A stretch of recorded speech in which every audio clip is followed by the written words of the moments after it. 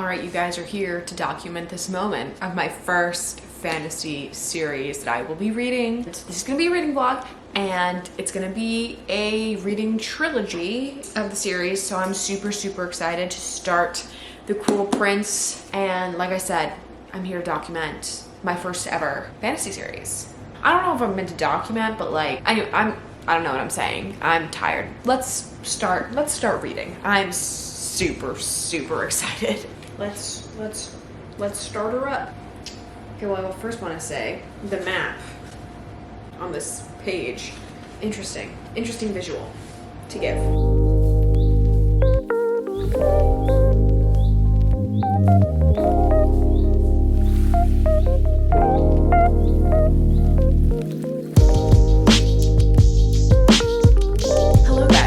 I realize I have not given you an update on this book. So, update is that I am literally almost done with it. I am obviously more than halfway through the book. Honestly, I am super impressed. Like, not that I've had this weird opinion about fantasy books, but I don't know. I feel like in the past they've just been known as cringe, so I didn't want to read them for some reason.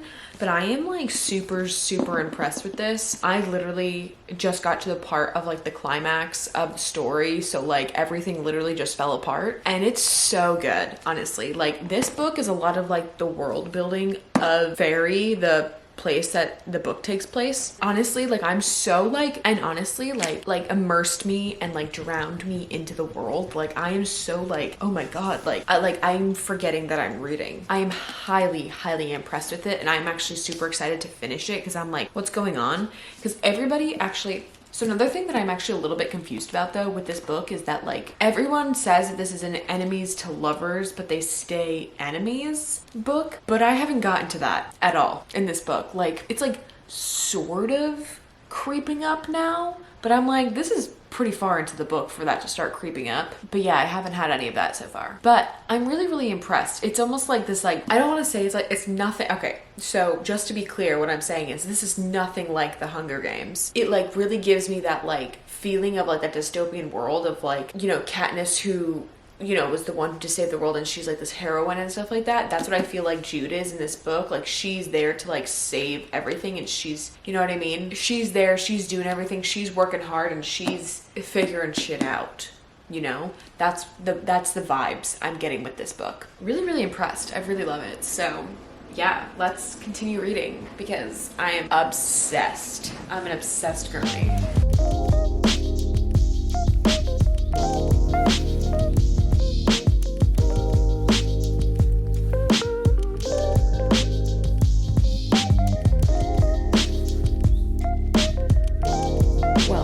Finished The Cruel Prince, and I am pleasantly surprised. I did really enjoy it, so I'm actually really excited to start the second one. I'm gonna start the second one tomorrow, which is The Wicked King. Honestly, overall impressions right now is that I am very pleased that I read this book, and I'm just really excited to start the second one. Like I had said before, everyone was talking about the enemies to lovers but stay enemies. I wouldn't necessarily have called them even lovers. They were just I don't know, it was a weird little thing. It's I don't want to give anything away, but unless it's gonna be more in the second books, and that's what they said about the trilogy itself, is that it's an enemies to lovers but they stay enemies type of trilogy thing. I'm excited to start the second book tomorrow. Okay, it's the next morning.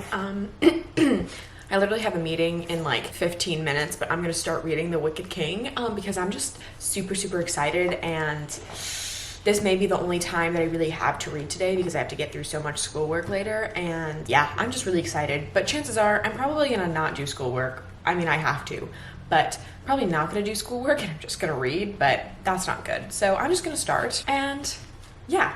Oh, something I forgot they had was the map in the beginning of the book. Oh, and I love that. Oh, that's so cool.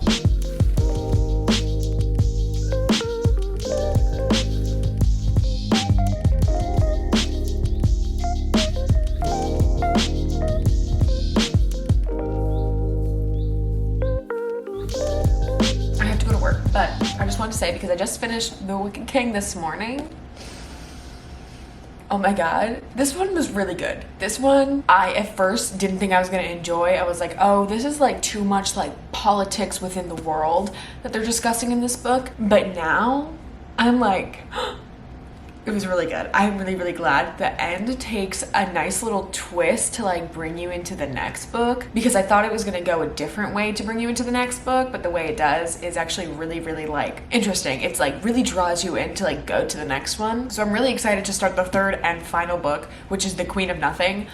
I'm so excited. This was really, really good though. I highly recommend, obviously, both of them, but I'm gonna put that there. And here we are, Queen of Nothing. I'm so excited. I'll probably start this when I come home later from work and stuff, but otherwise, yeah, I'm so excited. Oh my gosh. Just a little update on The Queen of Nothing. I have been reading this for a day. I'm just almost about like halfway through. I read it last night for a few hours, so I got pretty far, and so far it's good. I haven't gotten to like the really interesting stuff yet, but there was one part where Carden and Jude had reunited, and I got like really, really excited about it. So I'm really hoping that there's gonna be like a little bit more of that now in this book. So I'm really, really excited. I'm hoping I'm gonna finish it by tomorrow. I think I will. I think this is like the shortest out of the books. This one is only just over 300 pages, and I think this one is the shortest book out of all of them. So far, so good.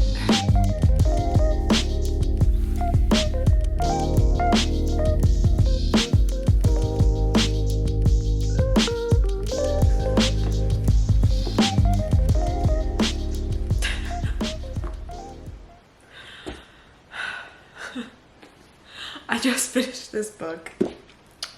I don't know why I'm giggling. I'm just surprised because now I'm like, well, why is it over? You know? Okay, first things first. This book went in a very different direction than what I anticipated. And I am really happy about it. I mean, I'm just like, wait, what? Like, it was just like crazy the way that the book went. Like, I had no idea. I mean, I had a little idea, but not really, like, not the way that it was like this, but very, very good. This trope, this lover's trope is amazing, and I love it. And it is done very, very well, and I'm very happy about the way the book has ended. And I'm just mad that there isn't more. Actually, that's a lie, because there is more. She is writing, or has already written, The Stolen Heir, which I am now gonna have to read because this world and this fantasy world is amazing and I love it. And then she has The King of Elfhame, Learned to Hate Stories. And I'm very excited for that because that book is about Carden's point of view. Oh my gosh. Oh my gosh. Okay. I'm gonna stop talking. I'm gonna let this settle. I'm gonna let this settle. I'm gonna let this whole series settle in my brain, because literally the past few days, all I've been wanting to do is read these books. Like, literally, I'm like addicted. Okay, amazing trilogy, and I will wrap up with my final thoughts. Hello. All right, everybody, my final thoughts on the Cruel Prince trilogy. And I'm gonna be honest with you guys, I read this series over a month ago at this point. But with that being said, I still think about this series at least 3 times a week. Like, when I tell you, like, this is I want to say the easiest and best fantasy series to start off with, especially if you're a little skeptical on fantasy, to get you into it, I mean it. Overall, the series itself is a 5-star series. Like, without a doubt in my brain, 5-star series. Each individual book, I would say, honestly, I think I gave almost all of them like 4 or 4.5 stars. There's just something, I don't know, there's just like something about a book, for it to be 5 stars, it really has to like punch me in the face, you know? Like, and don't get me wrong, I was obsessed with these, still am obsessed with these. That's why the series is a 5 stars, you know? So yeah, let me just get into the actual review of the books. So first of all, let me just talk about them as a whole. I'm still obsessed with them, as we've covered. Next thing I want to say is that there wasn't one book that I liked more than the other. I actually liked them all very much equally. Like the way that the stories in all three of them are presented, I thought was done so well. I really thought like going into The Cruel Prince, right, that like there was coming to a point where I was like, I don't know if I'm gonna really like this book, but oh my god, I was then obsessed. So then obviously I had to move on to The Wicked King. And then The Wicked King, this is the one I was really like, oh my god, I'm really worried that I'm not gonna like this book. Like the first one was it, and then this one's gonna be a dead end for me, you know? But no, honestly, getting farther into this book made me love it so much more. And then considering I was still so obsessed with this book, I had no question, no worries about this one. And this one was very, very good as well. All three storylines are amazing and flow so nicely together. I don't want to give any spoilers. I don't know if I care. I'm really bad at describing books, as we know, and I don't want to give any spoilers. But anyways, the storylines and the plot lines within this book and the twists within it, oh my god, so good. There was every single book I thought was going to go in a different direction than when it did, especially this third one. Okay, this third one really took me for a loop, and I was like, I don't know how this is gonna end. And I had like a feeling of how it was gonna end, but then it like completely surprised me. This one also really surprised me. I think this one's ending surprised a lot of people. This one I totally thought was gonna lead into the third book in such a different way, and then the ending, boom, hit me. I was like, what? It was crazy. Anyways, so yeah. So let's talk about the characters in the Cruel Prince trilogy. So basically what happens in the first book is that you follow Jude, who is a mortal who's living in a land called Fairy, and she has to deal with people who are basically, you know, they're like almost essentially like magical beings. I don't want to say they're magical beings because they're not magical beings. They don't necessarily have powers, but they do. But it's everybody who is from there and born there and lived there, like who like has that bloodline, they all can do it. So it's not like a magic power, it's like something everyone can do except mortals, obviously, and mortals do live in the world. So Jude is a mortal. She was taken to this world as a young child. While she's there, of course, she meets in school the Cruel Prince, who is Prince Carden. He is the youngest of the children. There's 7, I believe. He is the youngest. You don't really get to know a lot of them. There's only 2 other ones that you do get to know, which is Prince Dane and Prince Bayfield? What is it? I can't remember. Baelkin. The other prince is Baelkin. So you get to know those ones in this book as well. Not in depth though. It's really just Prince Dane that you really get to know in this one. So basically Jude is trying to Jude is trying to save the fairy world is what's happening. She ends up being under Prince Dane's royal court, basically. So she's within his court, which is a big deal within the book. If you're immortal within one of the courts, you're basically secured for life, and that's kind of what she wanted. Jude is a fantastic character. She has such a development over the entire series. Prince Carden as well. Prince Carden has such a great transformation within the series. He really does almost stick to his roots, but changes and blossoms in the most positive way by still staying who he is, which is really cool. I also like that Holly Black portrays the characters with still having flaws. That's part of what makes Jude, I feel like, such a great main character and great hero in the story, or driving factor within the story, because she acknowledges her flaws and everything like that, and everybody else acknowledges that they have flaws, except, some people don't, obviously, but for the purpose of it, she knows and she acknowledges that she has these flaws. It's a real driving point for the plot. This is also an enemies to lovers romance who stay enemies. This book in particular, there's not a lot of romance in this one. So this one, it's mostly just enemies, little bit of lovers, not really, and then basically just enemies again at the end. This one is more of the true enemies to lovers romance, and then back to enemies again. And then the Queen of Nothing is a true enemies to lovers, basically staying lovers at the end, just due to everything that's happened. And the relationship growth between Jude and Carden obviously grows over time, and it is done very, very well to keep you very invested and very interested in the relationship aspect of the book. I didn't want it to be over. When I was done with The Queen of Nothing, which is the 3rd book, I literally was like, oh my god, what do I do? What do I do with my life? Cruel Prince, this one is a lot of world building and everything like that. So if you're not a big fan of world building within fantasy novels, this one might be a little bit hard for you to get through, but truthfully, I really appreciated the world building because it's really hard to do something like that. Creating like a whole other world and land like that you just made up in your brain. Like, that's crazy. Loved what she did and how she described everything. Like, I can physically see it when like she was describing actions or like where she was, like physically seeing it and like having that picture in my brain made it so much easier for me to really be invested and get through the series. Not that it was hard to get through, it was very easy. The reason I thought I wasn't gonna like The Wicked King, because this is a lot more of the politics within the world. So basically everything that happens after the first book, getting into this one, you're dealing with a lot of politics with Carden. Carden in this book is named the King, which isn't a giveaway because it's on the back of the book.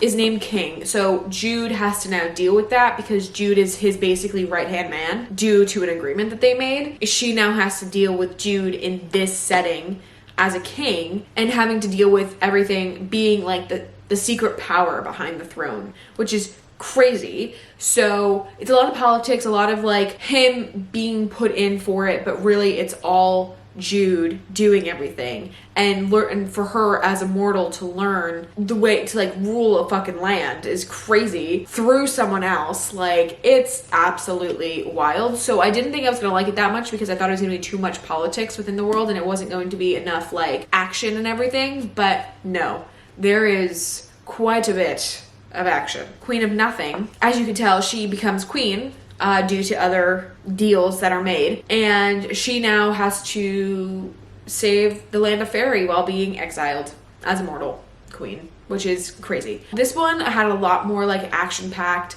I want to say a lot more like it was just a higher stakes novel, I felt like, with the situation at hand and everything like that, and how Jude gets back into the land of fairy even though she's exiled. Let's talk about the Taryn factor. So Taryn is Jude's twin sister, and Taryn, no, don't like her. And you'll figure out why if you want to read the book, because I don't want to give anything away too much. Too many spoilers. That's, I think, all I really have to say. I don't think I really have to say anything else about it. When I tell you this fantasy series is such a great starter fantasy series, it's so easy to get into, so easy to read. It's a really quick one, especially if you're into it. I highly, highly recommend reading the Cruel Prince trilogy. And I literally am so obsessed that I do have The Stolen Heir, which I have not read yet, but I plan to read very soon. And then I'm also, when I went to Barnes & Noble to get The Stolen Heir, they didn't have How the King of Elfhame Learned to Hate stories or something like that. They didn't have it, so I don't have that one yet, but I will probably order it. And as well as The Stolen Heir 2 will be coming out very shortly, so I'm also very excited for that. That is it for my final thoughts and review. I absolutely loved this series. If you couldn't tell, I am literally obsessed, and I'm so glad that there's other stuff for me to be immersed into the world of fairy still. Okay, thank you guys so much for watching. I really hope that you enjoyed this. If you want to order any of these books, I will link them all down below, and be sure to follow me on all my social medias as well as subscribe to my channel, and I'll see you guys next time. Bye.